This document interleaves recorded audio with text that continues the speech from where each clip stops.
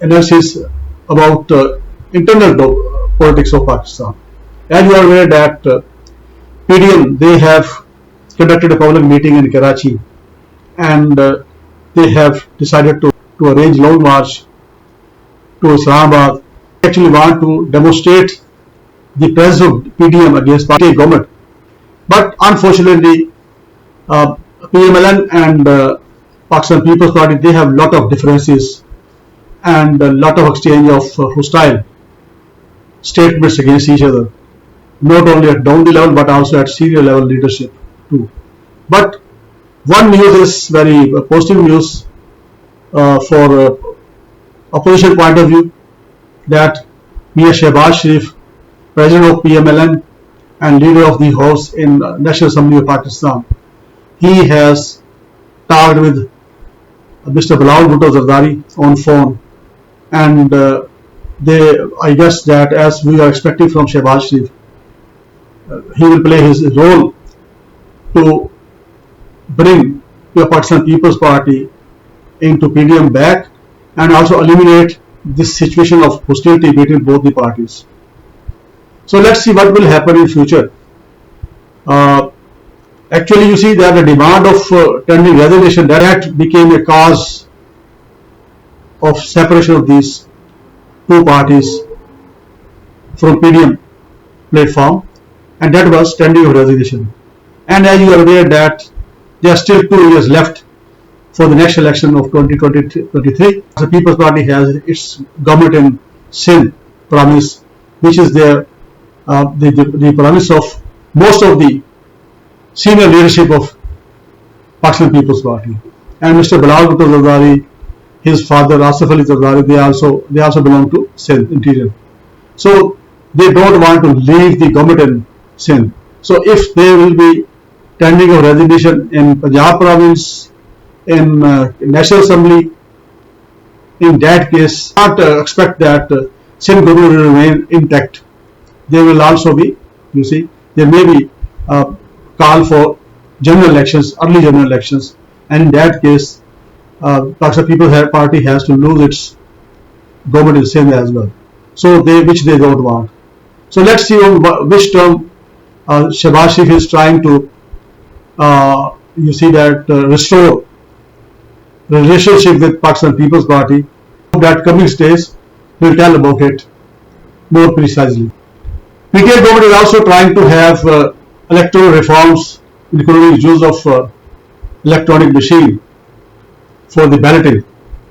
And opposition parties, including Pakistan People's Party, they have a reservation on it.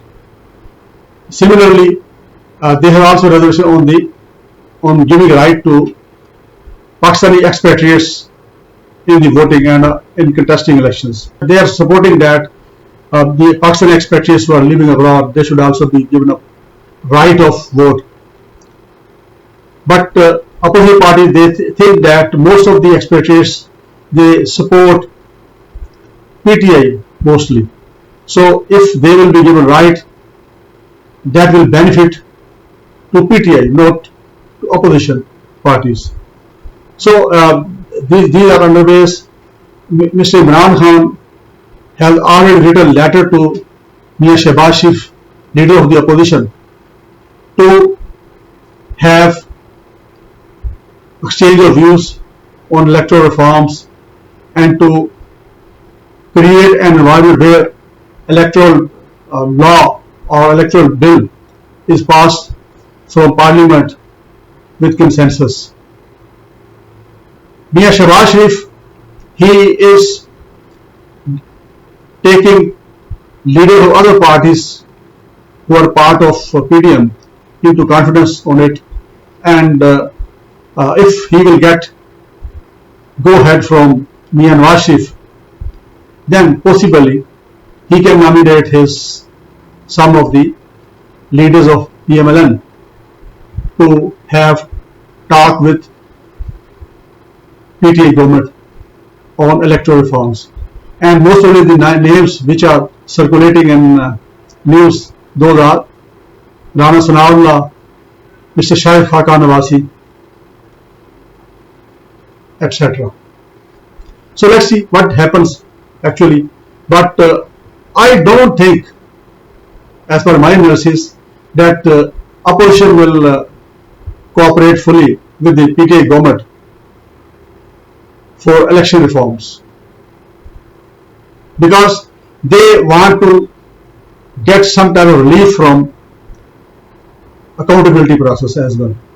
So they will have certainly unwritten conditions and terms that how PTI government can provide relief to their leadership of Pakistan People Party, leadership of PMLN, from accountability process which is being conducted by National Accountability Bureau. So let's see what happens. However, it is worth mentioning here that for the last 3 years, only a couple of decisions we have seen in the trial courts of accountability courts. Couple of decisions against Mia Nawaz Sharif, one decision against his daughter Maryam Nawaz, and his son-in-law Captain Safdar. So far, the rest of the references are under trial, and no decision is made or announced by any court so far, because the courts are completing the process of free and fair trial as per law. What I see and what is my assessment, that 2 years have left for this government, and there is possibility that in the next 2 years, before the general election of 2023, most of the elections will be decided by the accountability courts, and there is possibility that some of the leaders and some of the key leaders of Pakistan People's Party and PMLN, they may face conviction from the accountability courts. In that case, if they will face conviction, the scenario of general elections of Pakistan, which are going to be held or scheduled in 2023, will be quite different, because in that case the senior leadership of both the parties, they will become ineligible if they will be convicted to take part in the general elections of 2023. In that case, I must advise to the senior leadership of opposition political parties, both special to both, you see, mainstream line political parties, PMLN and PPP, that they should be ready to have some leadership for succession, who may be their successors in case they are convicted. So they should be ready for that. Let's see what actually happens, but this is my assessment, this is my political and analytical forecast. Otherwise, God knows what will happen actually. One good news that Mr. Usman Buzar, he is who has been being criticized because of his performance, because of his low profile personality, and most of the you see analysts and politicians, and even in the circles of PTI party, they express or have been expressing their concern about the performance of Punjab government led by Mr. Usman Buzar. But during the last 1 week, we are hearing the news that Mr. Usman Buzar has become more active and proactive now. He is practically focusing on the issues and the performance of his team, as well as the performance of bureaucrats posted in Punjab. And he has mentioned it many times that who else ever will perform, he will stay in Punjab.